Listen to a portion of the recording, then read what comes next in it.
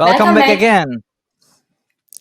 Here is our next speaker, the author of User Story Mapping. He calls himself the Chief Troublemaker, Jeff Patton. Good morning, Jeff. Good morning, good afternoon there. Where do I We are start? ready My head for is your still getting into place. presentation. Okay, great. Can you hear me okay? Yeah, we Yes. can hear you Yes, good. perfectly. All right, let's get going. Um, I need to talk about product thinking. Yes, I'm known for story mapping. Story mapping is a great tool for product thinking, but this is becoming an important topic for me. I've been working in technology for getting close to 30 years now. I'm old. I started at a small product company in the late 1980s and worked there throughout the 1990s. And that's how I learned to build software. I started with Agile development with XP in 2000, and XP became Agile in 2001. And I got a very early start at this product stuff.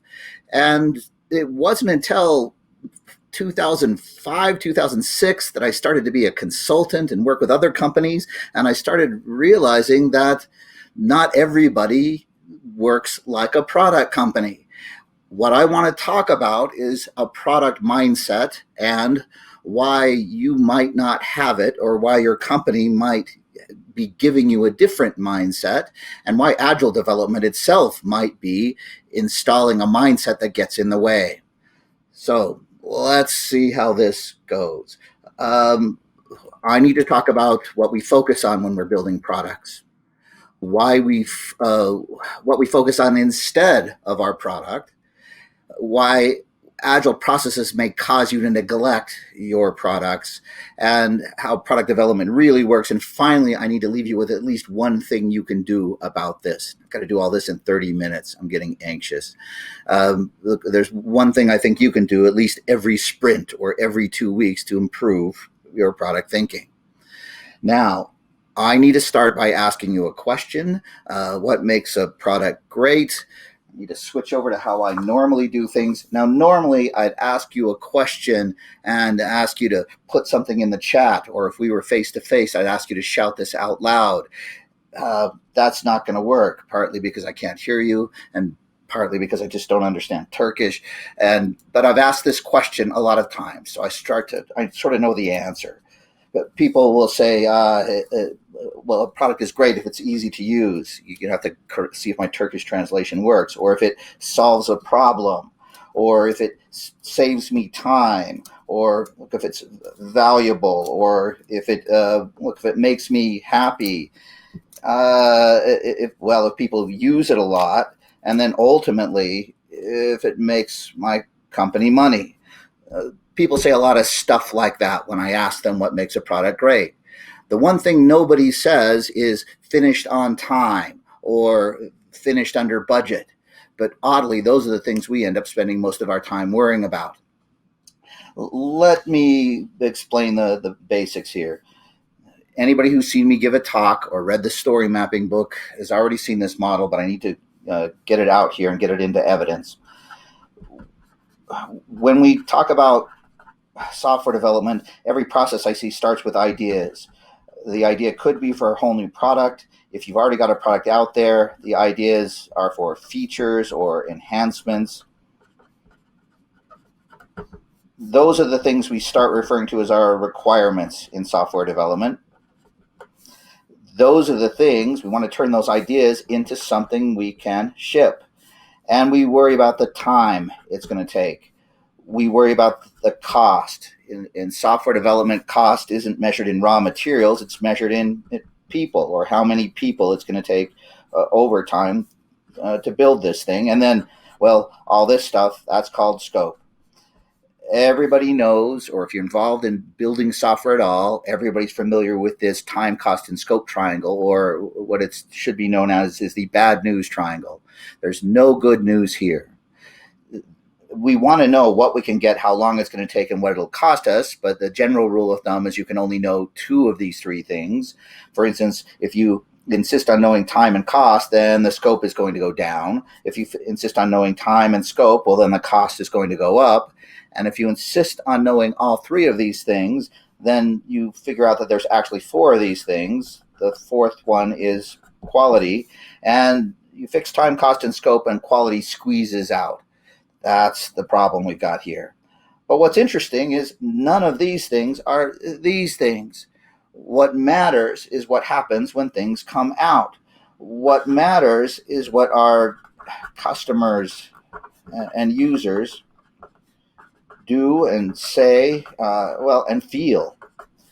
What we hope is that when we ship this product or feature, customers see it, they try it, they use it, they keep using it, and ideally we hope that they say good things.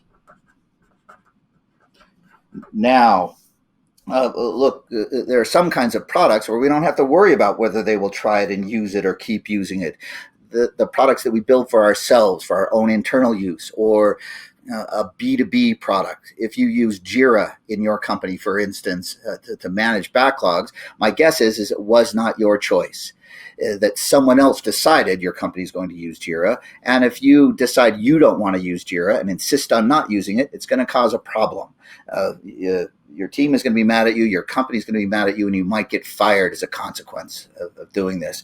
So you'll try it and use it and keep using it, but they can't make you say good things. They also can't make you more efficient or more effective.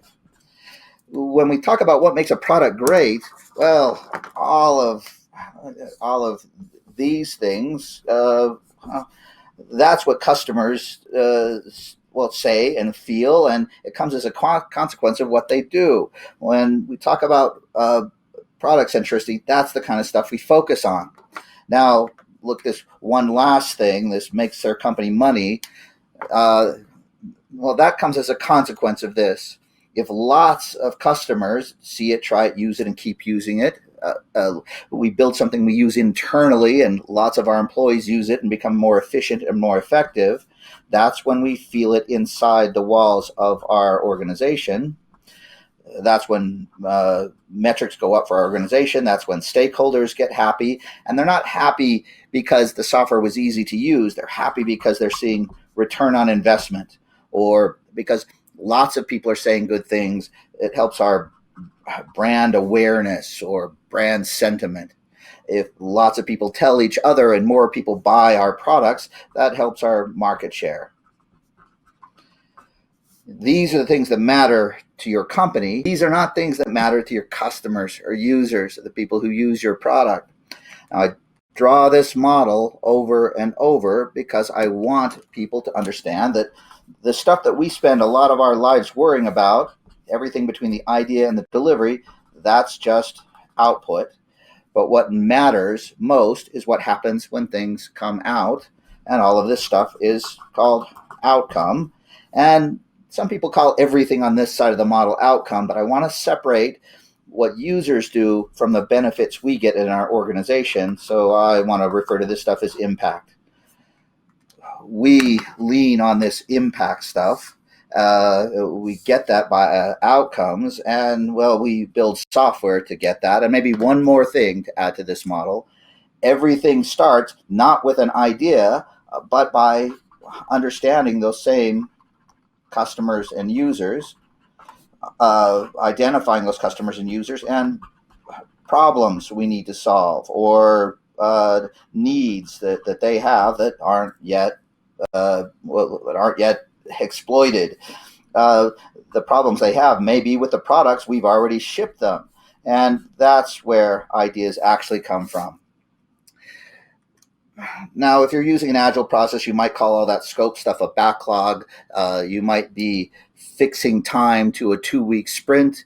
You might be fixing the team size. Your team may commit to a certain amount of scope every 2 weeks, and you may evaluate the quality at the end of every 2 weeks. But that's not product thinking. That's project thinking, and that's focusing here. If you're focused on building great products, this is the stuff you've got to pay attention to, or all of this stuff.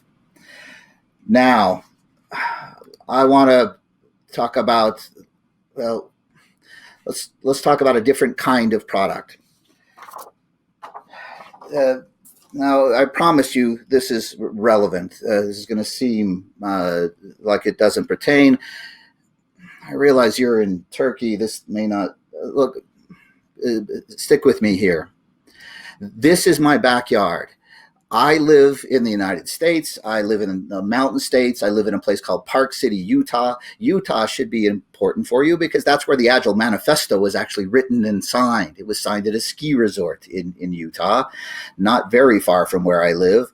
I live closer to a different ski resort, but I live high in the mountains, and I've had this house for about 10 years, and the yard has been a mess. It's covered with trees, and it's rocky, it's terrible. And this year we decided we were going to take care of it, to redo the landscaping in our yard. We hired someone to dig it up and tear out a deck and terrace it. We hauled in a bunch of stone, and we put in a big stone patio, and we still have a lot of work to do. We finally got grass in, and we were hoping to get it done, but this is my yard last week, and everything is messed up. We didn't get this thing done in time. This sort of sucks. But look, I don't want to tell you this much about my yard. What I want to tell you about is my landscaper. This guy's name is Troy. He's the person we hired. Now, he's got a crew of people. I want you to imagine it. Look, if you had to hire someone to do a bunch of work in your yard or your house or something like that, what makes a person like that great?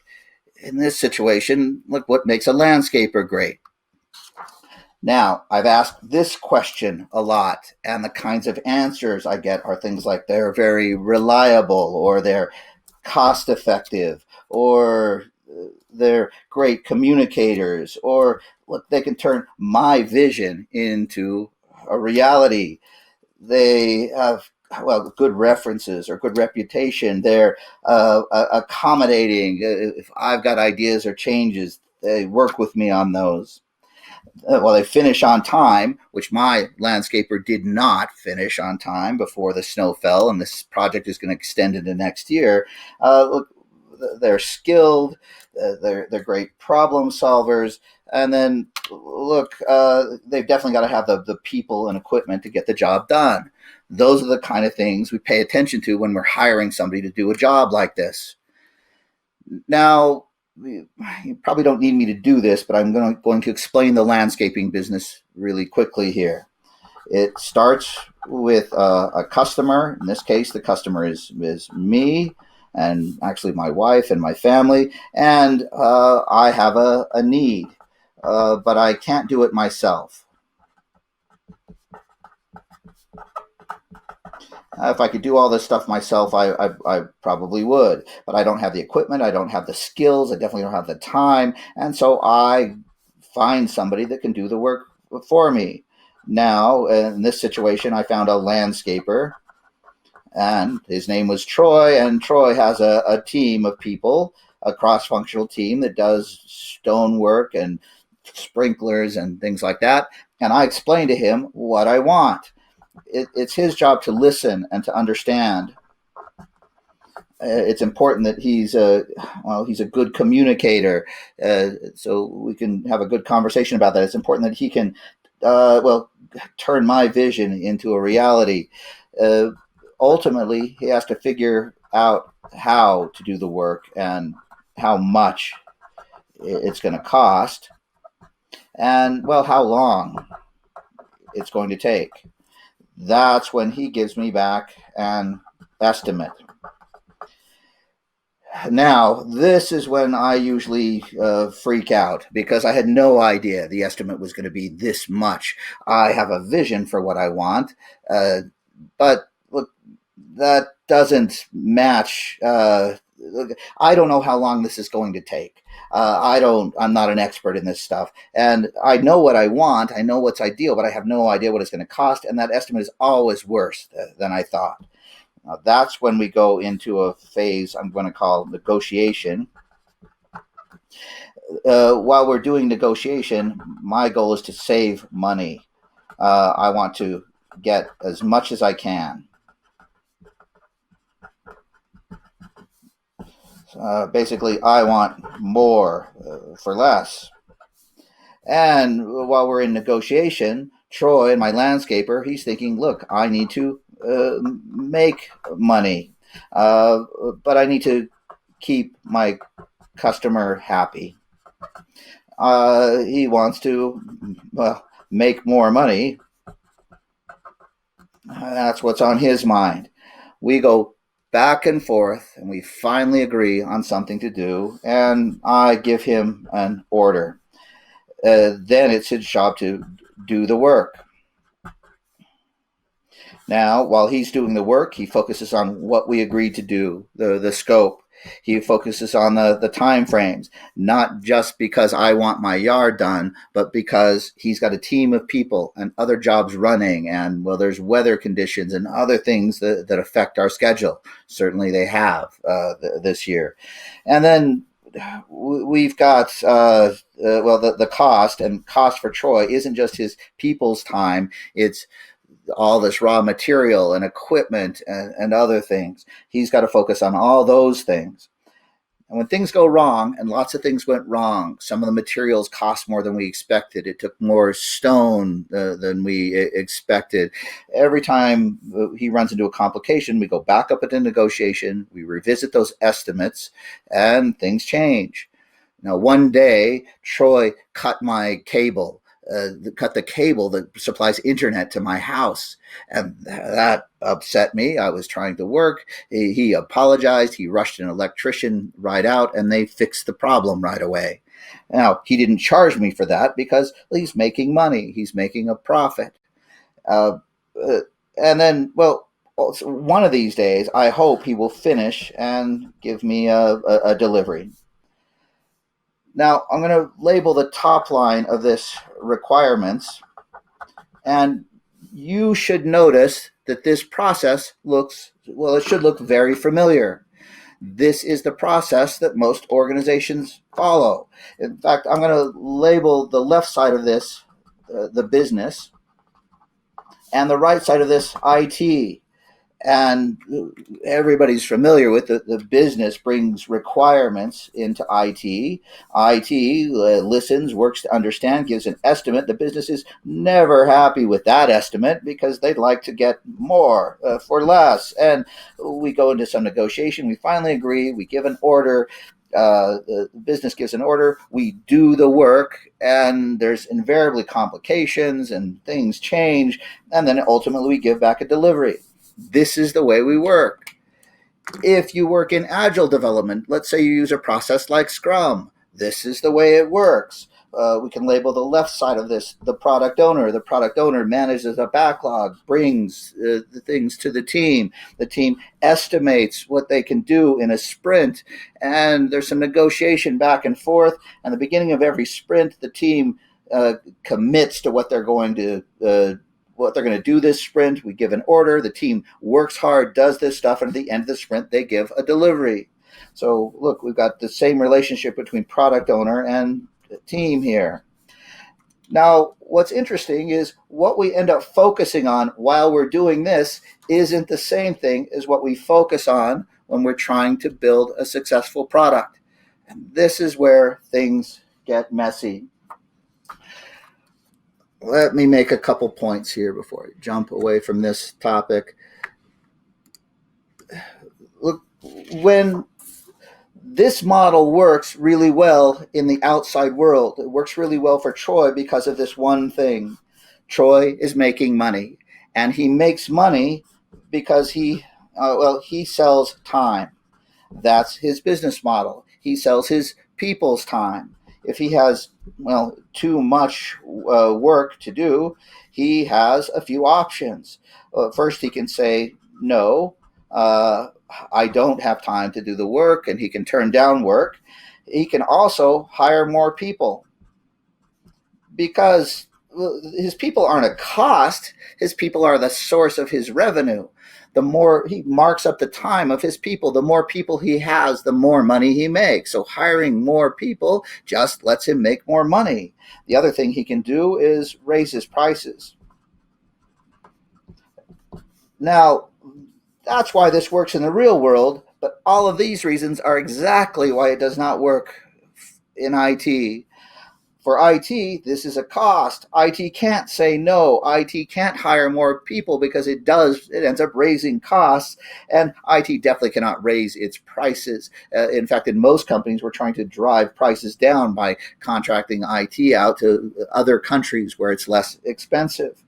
And the other thing here is IT isn't responsible for deciding what to build. Troy, my landscaper, isn't responsible for whether look, if I see it, try it, and use it, and I don't keep using it, it's not Troy's problem. If I show you my yard again, one thing you can see right in the middle in the back is this little fenced area where there's a garden. And I plan on planting vegetables there. It needs to be fenced to keep deer out and to keep my dogs out.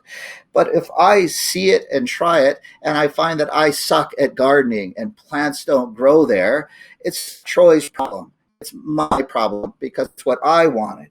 Now, responsible product and you features in your product and your customers see, try and use them, and then they stop using them and hate them and say bad things. Well, if you're responsible for a product, it is your problem. That's one of the big differences here. In this model, the customer is responsible for the outcome, and the landscaper or IT, and I'm going to relabel this IT as a service, IT is responsible for the output. Now, let me see if I can make some summary points here. I describe this process, and most processes are built like this, including Agile development.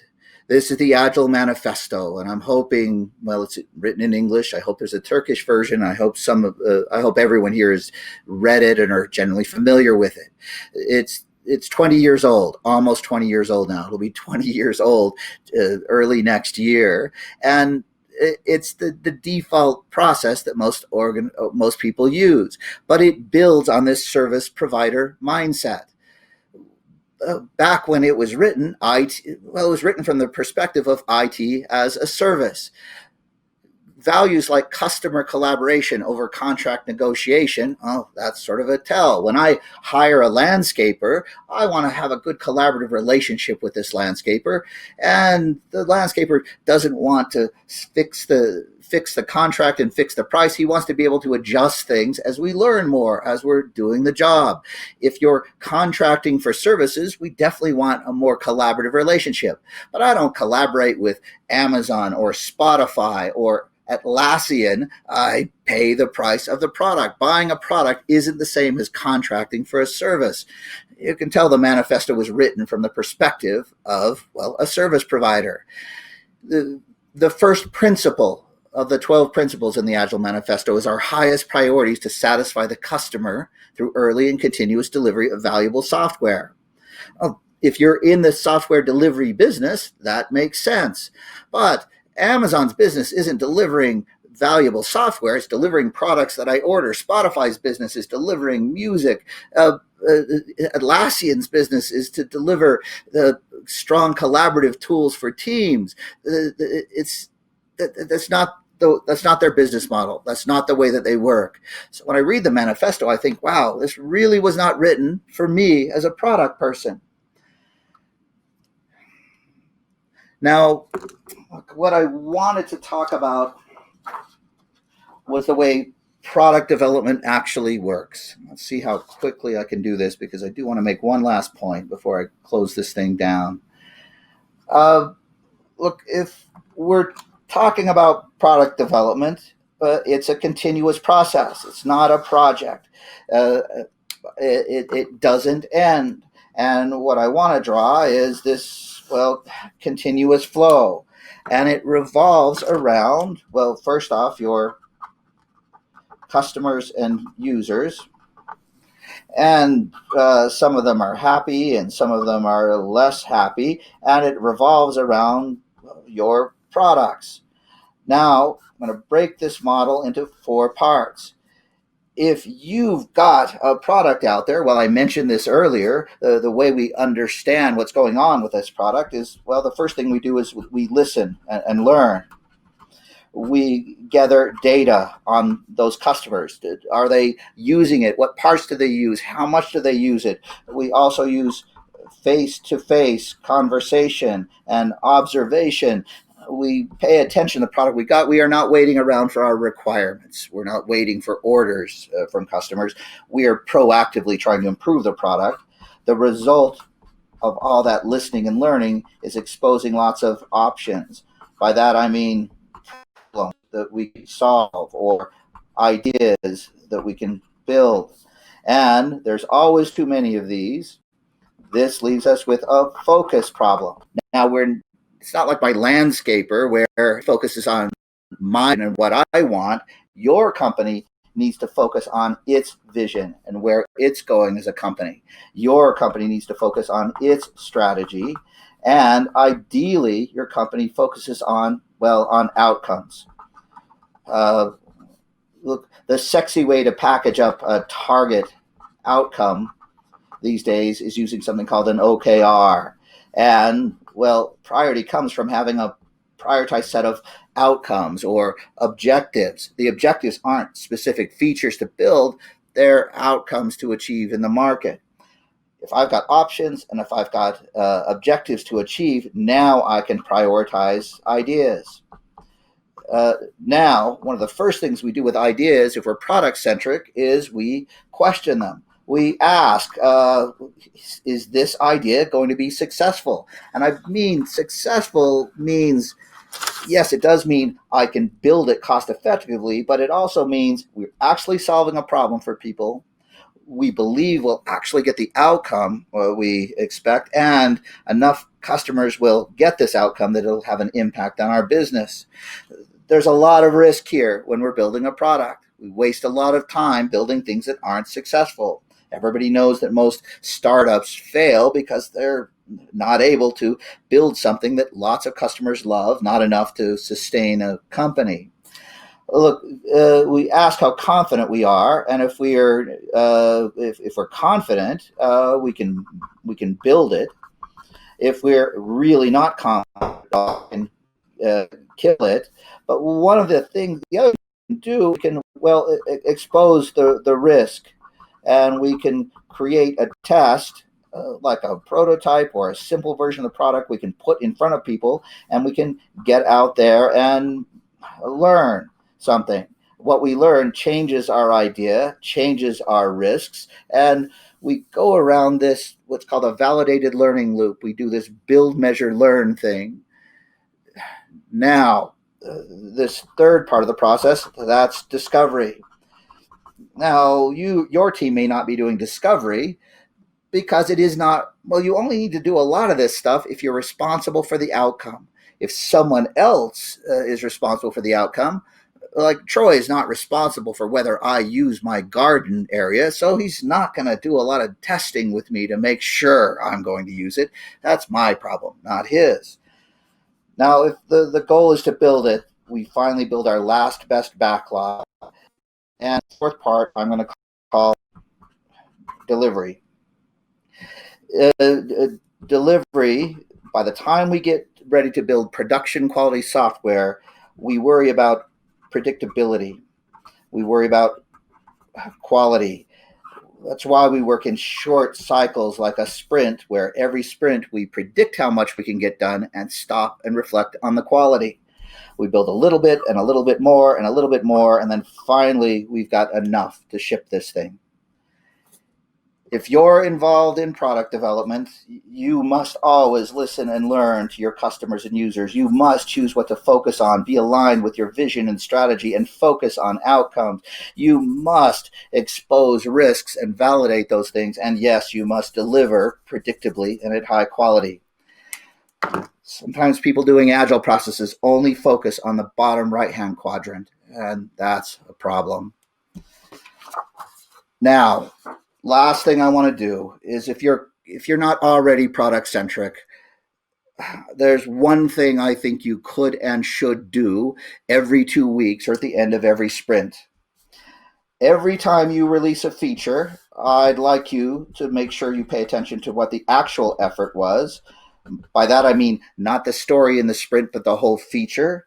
if you're looking at things you ship, how big were they? Were they small? Did they take days or weeks? Or were they large? Did they take months or quarters? And you'll arrange things from small to large.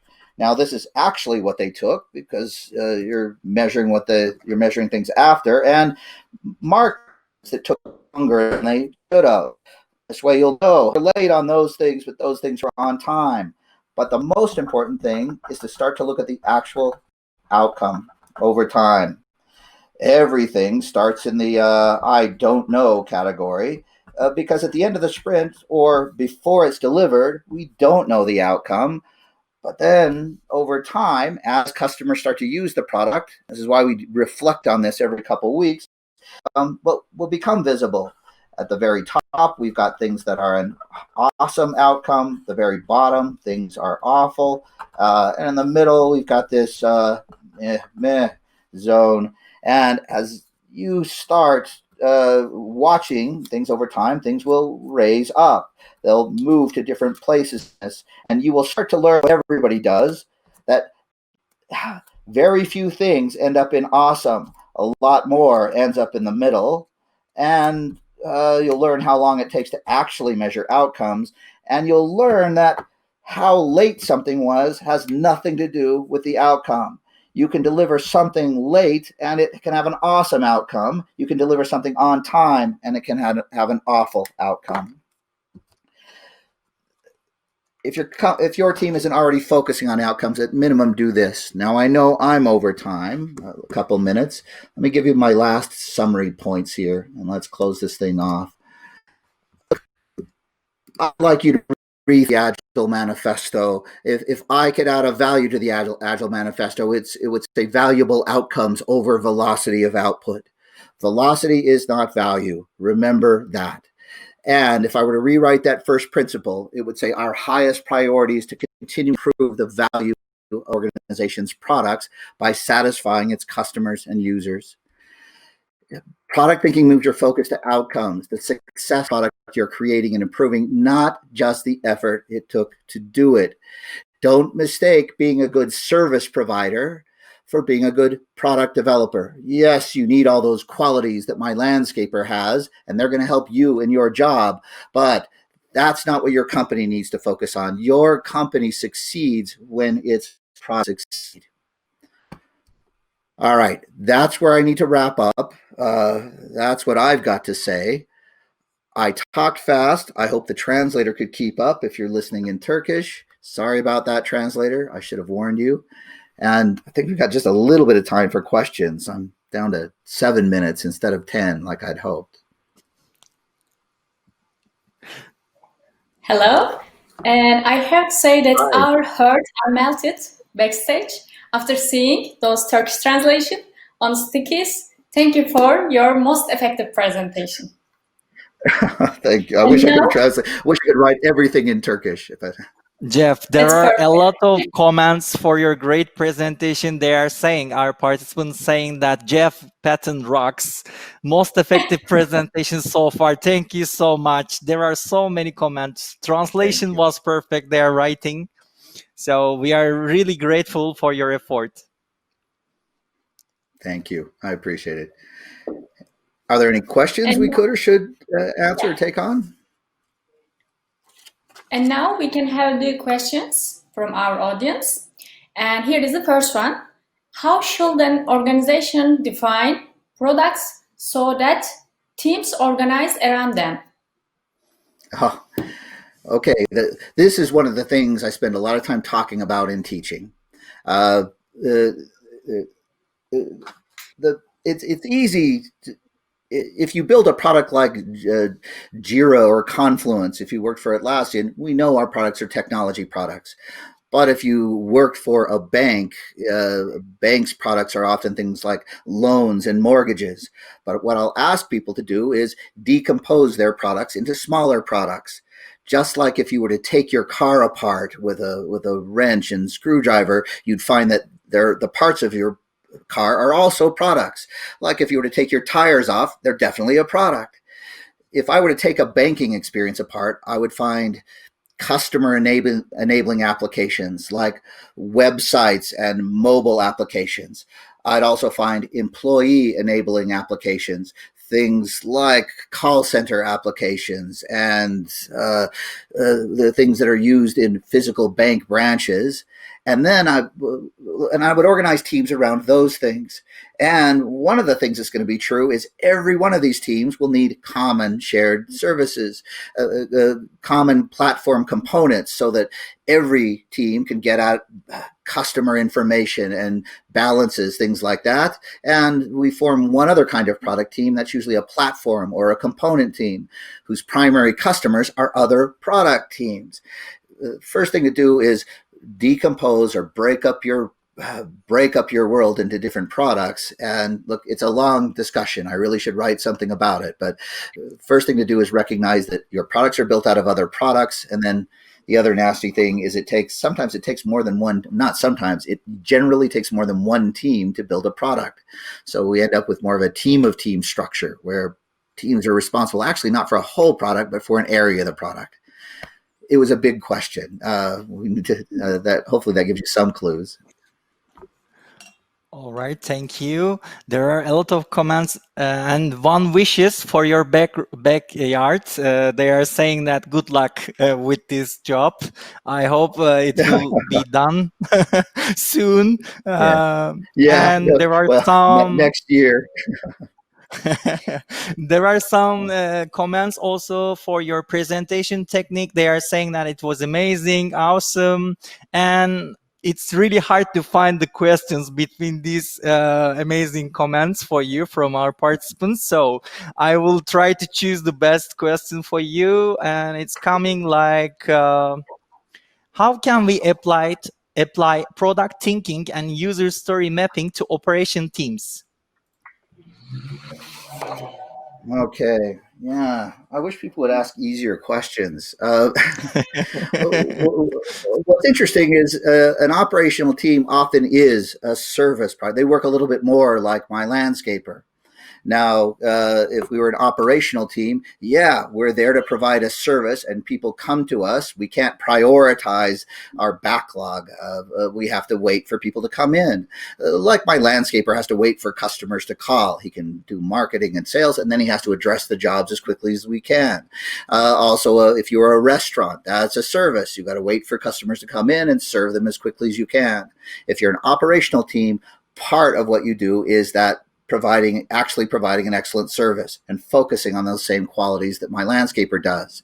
But a long time ago, in companies, there used to be something called operations that would engineers would give them code and they would release it and they would manage servers and things like that. And then operations said, hey, we can get smart. We can develop products. We can develop self-serve products so that teams can release their own software. They can toggle features on and off so we don't have to do it for them. We can make it so they can roll things back for themselves. We can make it so that they can build themselves. And productizing operations, that's what's called DevOps. DevOps is applying product thinking to operations. If you run something operational, you can make that better by productizing or by turning some of the stuff you do manually, some of the stuff you do as a service, into, well, products. That's the way that works. I hope that gives you some clues. But part of, if you're pure operations, part of what you do is a service model. And they asked about story mapping, but you've definitely got to story map your customer's journey through the service. And if you start building products that support your service, you've got to map the customer's journey through those products too. All right, thank you, Jeff. And here is the last questions. What do you think of design thinking sprints? How do we merge agile and design thinking processes? Am I still sharing my screen? Can people still see that? And maybe not. We can arrange, I guess, but I am not sure. Oh, no, don't worry. This is the last one. So design thinking as a practice, that fits into, I drew this model, it fits into the discovery part of things. I separated out the continuous work we do to listen and learn from our products. In design thinking, that's where I might apply the empathy step or understanding step a bit. But it's in product discovery that we use design thinking practice the most. Something called the design sprint is commonly used, and that's a repackaging of design thinking as something that works in a 1 week time box. And some of you might have heard of a design sprint. Look at those if you haven't. And then finally, look up one thing. I'm known, I describe a practice called dual track Agile. In dual tracking, we are combining continuous discovery with continuous delivery. And if you look up my name and dual track development, you're going to find a long article that describes how those two things work together and how we involve the whole team in doing both the design thinking part or the discovery part and the delivery part. It kind of fundamentally changes the way we do Agile development. So teams do both.